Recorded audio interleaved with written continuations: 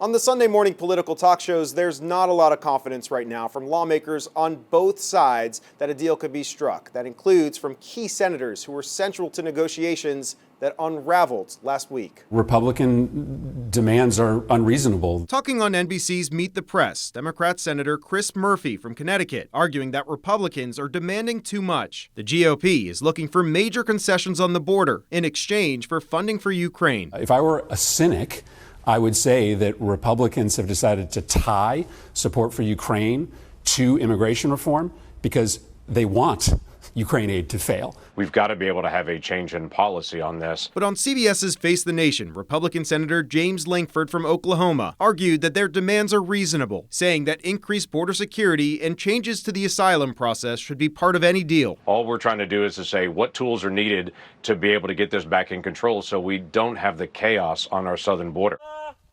The policy debate comes amid White House warnings that funds for the embattled country will run out by the end of the year if Congress doesn't act. We can't let Putin win. Last week, President Biden pleaded with Congress to pass his proposed $106 billion spending package that would fund the wars in Ukraine and Israel, as well as offering more funds for Taiwan and the U.S.'s southern border. On Sunday morning, Secretary of State Antony Blinken saying that time is running out. This is a time to really step up because if we don't, we know what happens. Putin will be able to move forward with impunity.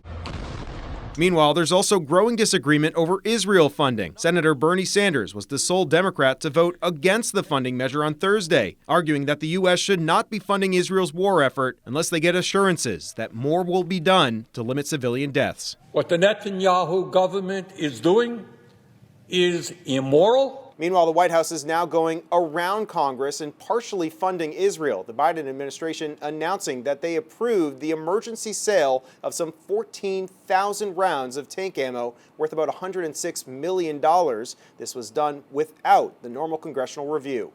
Reporting here in Washington, I'm Evan Koslof, Spectrum News.